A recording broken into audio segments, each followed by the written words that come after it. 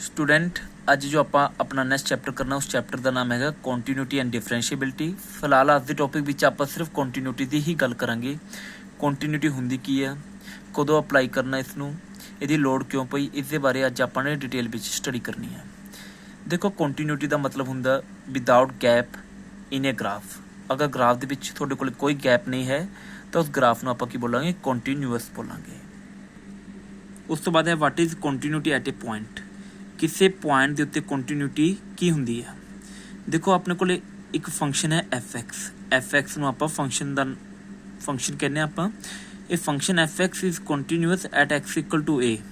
कहते फंक्शन नूं at x equal to ए ते कॉन्टीन्यूअस उहदी बोलांगे जेकर इस फंक्शन दी left hand limit, right hand limit ते फंक्शन दी value at x equal to ए ते तीनों आपस दे विच इक्वल हो जान तो function at x equal to ए ते की होगा, कॉन्टीन्यूअस होगा।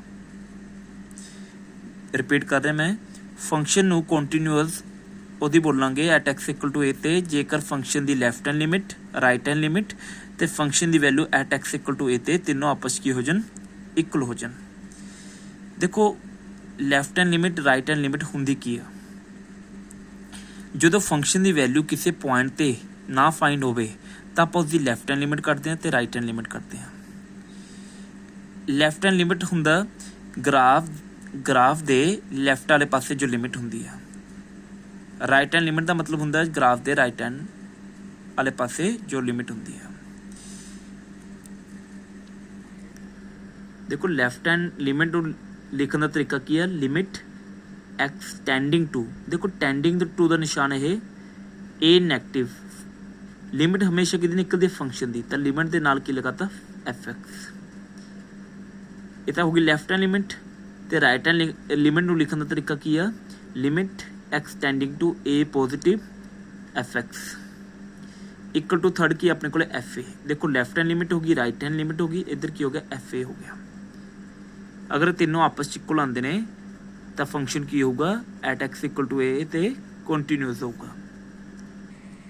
उस तो बाद स्टूडेंट अगर कोई फंक्शन कॉन्टीन्यू नहीं है तो उस फंक्शन की बोलांगे डिसकॉन्टीन्यू। की बोलांगे डिसकॉन्टीन्यू।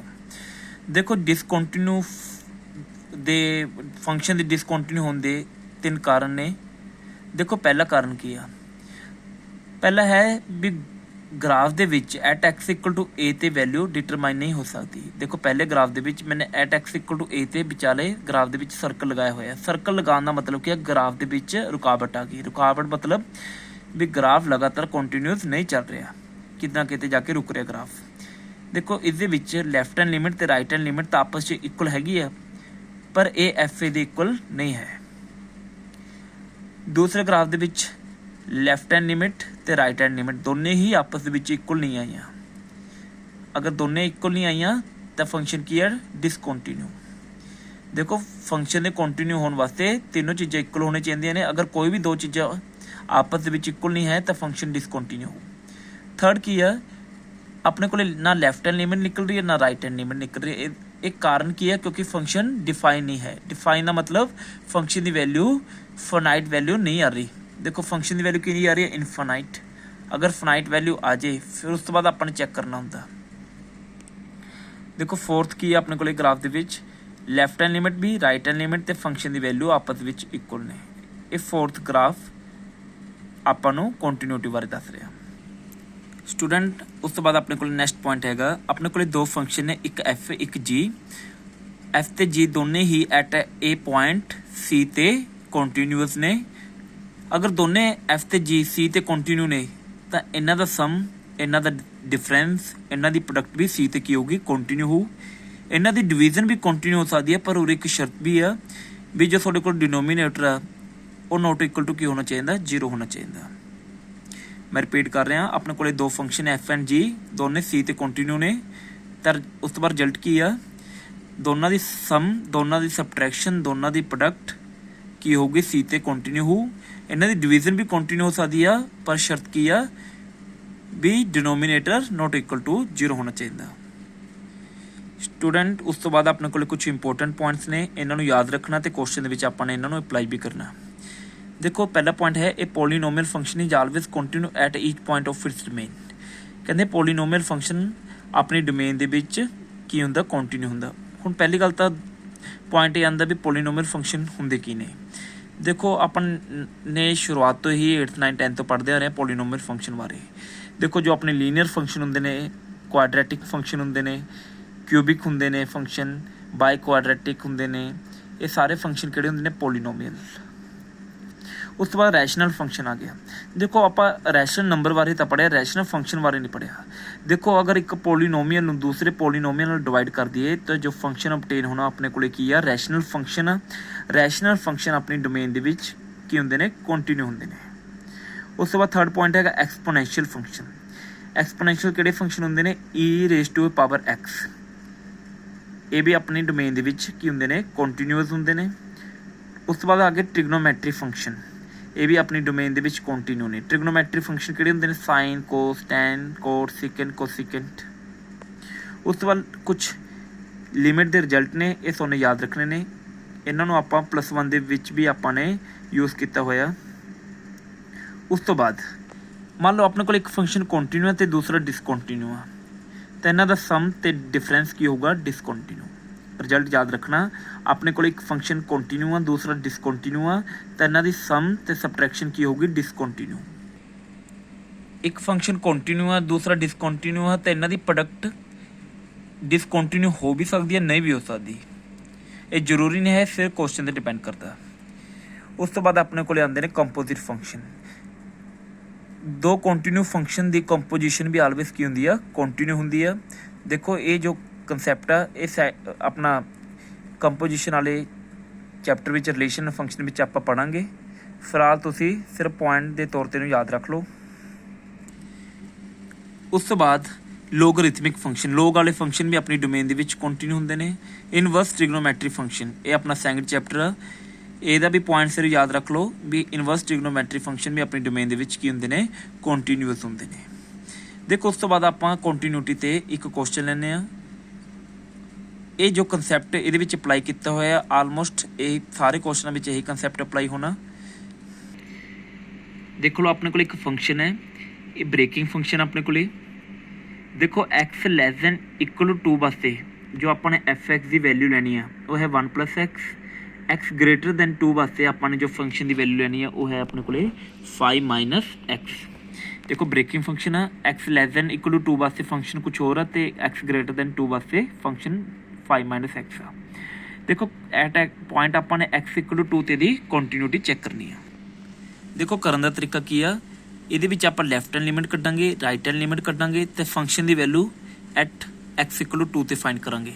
ਅਗਰ ਤਿੰਨੋਂ ਵੈਲਿਊ ਆਪਸ ਦੇ ਵਿੱਚ ਇਕੁਅਲ ਆ ਜਾਂਦੇ ਨੇ ਤਾਂ ਫੰਕਸ਼ਨ ਨੂੰ ਆਪਾਂ ਕੀ ਬੋਲਾਂਗੇ, ਕੰਟੀਨਿਊਅਸ ਬੋਲਾਂਗੇ। ਦੇਖੋ ਆਹੀ ਤਰੀਕਾ ਕੁਐਸਚਨ ਦੇ ਹਰ ਇੱਕ ਕੁਐਸਚਨ ਦੇ ਵਿੱਚ ਕਰਨ ਦਾ, ਸੋ ਉਹਨੇ ਆਹੀ ਤਰੀਕਾ ਅਡੈਪਟ ਕਰਨਾ ਕੁਐਸਚਨ ਨੂੰ ਕਰਨ ਵਾਸਤੇ। ਦੇਖੋ ਆਪਾਂ ਪਹਿਲਾਂ ਲੈਫਟ ਹੈਂਡ ਲਿਮਿਟ ਦੀ ਗੱਲ ਕਰਦੇ ਹਾਂ। ਦੇਖੋ ਲੈਫਟ ਹੈਂਡ ਲਿਮਿਟ ਕਿਵੇਂ ਕੱਢਿਆ ਕਰਦੇ ਨੇ, ਪਹਿਲਾਂ ਲਿਮਿਟ ਪਾਉਂਦੇ ਹਾਂ ਆਪਾਂ LT ਨਾਲ ਸ਼ੋ ਕਰਦੇ ਹਾਂ ਇਹਨੂੰ, ਫਿਰ ਨੀਚੇ ਲਿਖਦੇ ਹਾਂ x ਟੈਂਡਿੰਗ ਟੂ 2 ਨੈਗੇਟਿਵ। ਦੇਖੋ ਟੈਂਡਿੰਗ ਟੂ ਦਾ ਮਤਲਬ ਐਗਜ਼ੈਕਟ ਇਕੁਅਲ ਨਹੀਂ ਹੁੰਦਾ, ਇਕੁਅਲ ਟੂ ਅਤੇ ਟੈਂਡਿੰਗ ਟੂ 'ਚ ਫਰਕ ਹੁੰਦਾ। ਉਹ ਟੈਂਡਿੰਗ ਟੂ ਦਾ x ਟੈਂਡਿੰਗ ਟੂ 2 ਲਿਖਿਆ ਹੋਇਆ, 2 ਨੈਗੇਟਿਵ ਲਿਖਿਆ ਹੋਇਆ, ਇਹਦਾ ਮਤਲਬ ਕੀ ਹੈ, x ਦੀ ਜੋ ਵੈਲਿਊ ਆ ਉਹ 2 ਤੋਂ ਜਸਟ ਛੋਟੀ ਹੈ। ਨੈਗੇਟਿਵ ਸਾਈਨ ਇੰਡੀਕੇਸ਼ਨ ਕਰਦਾ ਵੀ ਵੈਲਿਊ ਕੀ ਆ, 2 ਤੋਂ ਛੋਟੀ ਆ। ਠੀਕ ਹੈ, ਜੋ ਲਿਮਿਟ ਫਾਈਂਡ ਕਰਦੇ ਆਪਾਂ ਫੰਕਸ਼ਨ ਦੀ ਫਾਈਂਡ ਕਰਦੇ ਹਾਂ। ਹੁਣ ਦੇਖੋ ਉਰੇ x ਟੈਂਡਿੰਗ ਟੂ 2 ਨੈਗੇਟਿਵ, ਫੰਕਸ਼ਨ ਦੀ ਵੈਲਿਊ ਆਪਾਂ ਉੱਪਰ ਵਾਲੀ ਪਿਕ ਕਰੀਏ ਕਿ ਨੀਚੇ ਵਾਲੀ, ਇਹਦੇ ਵਾਸਤੇ ਉਰੇ ਤੁਹਾਨੂੰ ਦੇਖਣਾ ਪਊਗਾ ਵੀ ਜੋ ਵੈਲਿਊ ਆ 2 ਨੈਗੇਟਿਵ ਦਾ ਮਤਲਬ ਕੀ ਹੈ, 2 ਤੋਂ ਵੈਲਿਊ ਘੱਟ। 2 ਤੋਂ ਵੈਲਿਊ ਘੱਟ ਕਿਹੜੇ ਫੰਕਸ਼ਨ ਉੱਪਰ ਵਾਲੇ 'ਚ ਕਿ ਨੀਚੇ ਵਾਲੇ 'ਚ, ਉੱਪਰ ਵਾਲੇ, ਕਿਉਂਕਿ ਆ ਦੇਖੋ x <= 2 ਵਾਸਤੇ ਫੰਕਸ਼ਨ ਆਪਾਂ ਨੇ ਆ ਲੈਣਾ, ਤਾਂ f(x) ਦੀ ਵੈਲਿਊ ਆਪਾਂ ਨੇ ਕੀ ਪੁੱਟ ਕਰਤੀ 1 + x। ਉਸ ਤੋਂ ਬਾਅਦ x ਨੂੰ ਹਟਾ ਕੇ ਇਹਨੂੰ h ਵਿੱਚ ਕਨਵਰਟ ਕਰਨਾ ਆਪਾਂ ਨੇ। ਦੇਖੋ ਕਿਵੇਂ ਕਨਵਰਟ ਕਰਦੇ ਨੇ, ਦੇਖੋ ਜਿਵੇਂ ਮੈਂ ਤੁਹਾਨੂੰ ਸਾਈਡ 'ਤੇ ਰਫਲੀ ਜਿਹਾ ਕੰਮ ਕੀਤਾ, ਜਿਵੇਂ x ਦੀ ਵੈਲਿਊ 2 ਨੈਗੇਟਿਵ ਆ, ਜੇ ਮੈਨੇ ਟੈਂਡਿੰਗ ਟੂ ਹਟਾ ਕੇ = ਲਗਾਉਣਾ ਤਾਂ ਕਿਵੇਂ ਹੋਊਗਾ। ਦੇਖੋ x ਦੀ ਵੈਲਿਊ 2 ਤੋਂ ਜਸਟ ਘੱਟ ਹੈ, ਬਿਲਕੁਲ ਜਸਟ ਕਿੰਨੀ ਆਊਗੀ 1.9999 ਸਮਥਿੰਗ, ਇਸ ਤਰੀਕੇ ਦੀ ਕੁਛ ਵੈਲਿਊ x ਦੀ। ਦੇਖੋ x ਦੀ ਵੈਲਿਊ 1.9999 ਸਮਥਿੰਗ ਆ। ਦੇਖੋ ਅਗਰ ਮੈਂ ਇਹਨੂੰ ਟੈਂਡਿੰਗ ਟੂ ਨੂੰ ਹਟਾ ਕੇ = ਲਗਾਉਣਾ ਤਾਂ ਮੈਂ ਕੀ ਕਰੂੰਗਾ, x ਦੀ ਵੈਲਿਊ 2 ਤੋਂ ਘੱਟ ਆ ਤਾਂ 2 ਮਾਈਨਸ ਕਰਨਾ ਪਊਗਾ। 2 ਮਾਈਨਸ ਮੰਨ ਲਓ ਮੈंने h ਲਿਖਤਾ, ਮੈਨੂੰ ਇਹ ਦੱਸੋ ਅਗਰ ਮੈंने ਇਹ x ਦੀ ਵੈਲਿਊ 1.9999 ਬਣਾਉਣੀ ਹੈ ਤਾਂ h ਦੀ ਵੈਲਿਊ ਕਿੰਨੀ ਲੈਣੀ ਪਊਗੀ। स्टूडेंट एच की वैल्यू मैंने 0.0001 समथिंग एज कुछ लेनी पू। ये वैल्यू की है टेंडिंग टू जीरो मतलब की है वैल्यू जीरो के नेड़े। तो देखो आही काम उरे आपने किया, एक्स नूं हटा के एच लगाता, एच टेंडिंग टू की कर रहा जीरो, तो एक्स वाली थां ते एक्स की वैल्यू पुट करती किन्नी 2 माइनस एच, इन्हों एच की फॉर्म के कन्वर्ट कर लिया। तो आंसर कितना आ गया 1 + 2 - एच, एच की वैल्यू भर दो, किन्नी भर दो जीरो। देखो उरे लिखा टेंडिंग टू होया, टेंडिंग टू का मतलब यह नहीं है वैल्यू जीरो आ, पर पुट करने वाले आप जीरो ही पुट करांगे। देखो टेंडिंग टू जीरो का मतलब की आ, एच की वैल्यू की है जीरो दे बिल्कुल क्लोज, जीरो नहीं है पर जो आप वैल्यू पुट करनी है तो वो जीरो पुट करनी है हर एक क्वेश्चन विच। तो वैल्यू कितनी आ गई 1 + 2 - 0 इक्वल टू कितना आ गया 3 आ गया। इसी तरीके नाल आप राइट हैंड लिमिट कड्डांगे, RHL कड्डांगे लिमिट। देखो एक्स टेंडिंग टू 2 पॉजिटिव का मतलब की है वैल्यू 2 तो जस्ट बड़ी आ, कितनी है 2.001 इस तरीके की कुछ वैल्यू आ। लिमिट कि निकलती होंगी हमेशा फंक्शन की इक्वल टू पाया, फिर देखो 2 तो वध वास्ते फंक्शन की लवांगे आप 5 - x, तो आप लिख लिया उरे 5 - x। फिर वही काम इन्हों एच विच कन्वर्ट करना।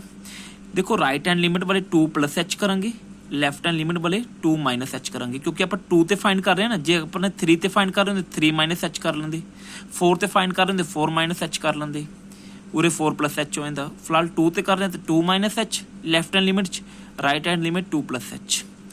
तो एक्स की थां ते उरे की हो गया 2 + h पुट करता, एच की वैल्यू 0 पुट करती, तो आंसर कितना आ गया 3 आ गया। देखो लैफ्ट हैंड लिमिट भी 3 आ गई, राइट हैंड लिमिट भी 3 आ गई। उस तो बाद थर्ड काम रह गया अपना फंक्शन की value at x equal to 2 ते। देखो F2 फाइंड करना, F2 फाइंड करने वास्ते एक्स की थां ते की पुट किया 2। हुण मैंने फंक्शन की वैल्यू अगर 2 ते फाइंड करनी है तो उपर वाला फंक्शन लवांगे, नीचे वाला फंक्शन लवांगे, आप उपर वाला लवांगे क्योंकि इक्वल टू का साइन उपरले पासे आ। ये फंक्शन की वैल्यू कितनी है 1 + x, एक्स की थां ते की पुट हो गया 2, 1 + 2 कितना आ गया 3। देखो लैफ्ट हैंड लिमिट भी राइट हैंड लिमिट भी तो फंक्शन की वैल्यू भी F2 की वैल्यू भी आपस तीनों की आ गई इक्वल आ गई। अगर तीनों इक्वल आ गया फंक्शन की अपना कॉन्टीन्यूअस।